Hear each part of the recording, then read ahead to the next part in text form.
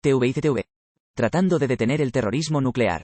Hoy, todo el mundo siguió la misión de los especialistas del OIEA que fueron a la central nuclear de Zaporizhia. 14 especialistas europeos partieron de Zaporozhye en dirección a Energodar temprano en la mañana. Los especialistas dirigidos por Rafael Grossi tuvieron que esperar varias horas en un puesto de control cerca de Zaporizhia debido a los constantes bombardeos de los ocupantes. Después del almuerzo, lograron llegar al territorio de la central nuclear. Las primeras violaciones se encontraron casi de inmediato. El equipo ruso estaba justo en los talleres de la central nuclear. Los rusos ni siquiera intentaron ocultar nada. En cambio, bombardearon el territorio de la planta nuclear con morteros justo antes de que llegara la inspección.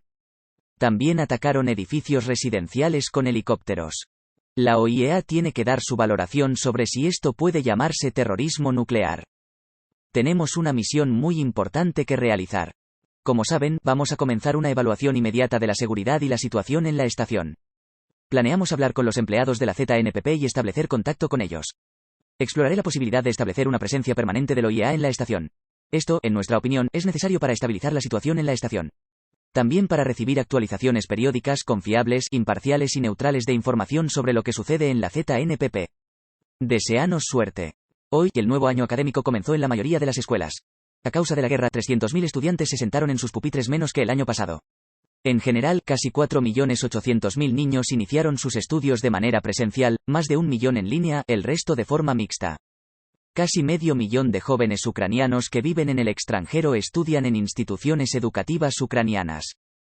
Como resultado del bombardeo ruso, más de 2.000 locales de instituciones educativas resultaron dañadas, casi 300 escuelas quedaron completamente destruidas.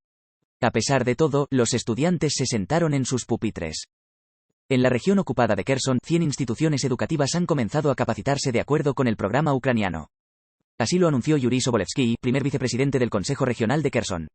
Señaló que los ocupantes ni siquiera pueden crear una imagen como si se estuvieran preparando para un pseudo-referéndum. ¿Cómo formarán las comisiones electorales o contarán el número de votantes en la región? Los residentes de la región de Kherson, a pesar de la intensa presión, no apoyan a los invasores y se niegan a revelarles sus datos. Los rusos, por otro lado, bloquean la recepción de pagos ucranianos. Los orcos, de hecho, destruyeron el sistema bancario ucraniano en la región de Kherson. Bloquearon por completo el trabajo de Ukposta, precisamente para que nuestra gente no pudiera recibir ayuda de Ucrania. Hoy dan su dinero, estos malditos rublos, para sobornar a nuestra población. La región de Donetsk sufre densos ataques enemigos. Al menos 13 asentamientos fueron bombardeados durante el día. En condiciones de hostilidades activas comenzó el nuevo año escolar para más de 100.000 niños en la región. Con detalles, nuestro corresponsal, Kostiantin Melnikov. Al menos 13 asentamientos en la región de Donetsk fueron atacados durante el día. Los asaltantes apuntaron a los barrios residenciales. También cayeron cohetes en la zona del embalse.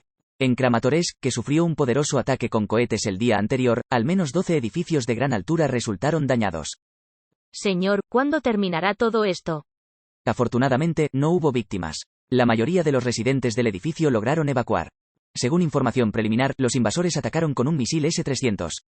Ni siquiera estamos buscando la lógica de los ocupantes, la lógica de su bombardeo. Probablemente consiste en el hecho de que cuanto peor, mejor.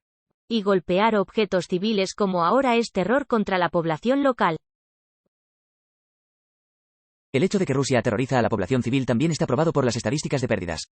Solo ayer, 5 residentes de la región murieron como resultado de los ataques enemigos. Desde el comienzo de la invasión a gran escala, casi 800. 124 de ellos son niños. En la víspera del Día del Conocimiento, los niños muertos fueron honrados en una de las escuelas de Kramatorsk.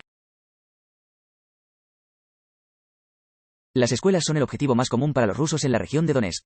Casi 600 instituciones educativas han resultado dañadas en la región desde febrero. 60 de ellos fueron completamente destruidos. A pesar de esto, el año escolar ha comenzado en la región. Sin embargo, aquí no verá estudiantes en los patios de la escuela. Hoy comenzamos el nuevo año escolar en línea. Es desafortunado, pero la guerra dicta sus términos. El año académico en línea ya ha comenzado para más de 100.000 escolares de la región de Donetsk. La mayoría de ellos se fueron a regiones más seguras. Con los que aún permanecen, los agentes del orden realizan labores explicativas, instándolos a evacuar. Visitamos a todas las familias numerosas, les ofrecemos evacuación, les proporcionamos una tarjeta informativa. Esta tarjeta contiene los contactos de todos los voluntarios, ucranianos e internacionales.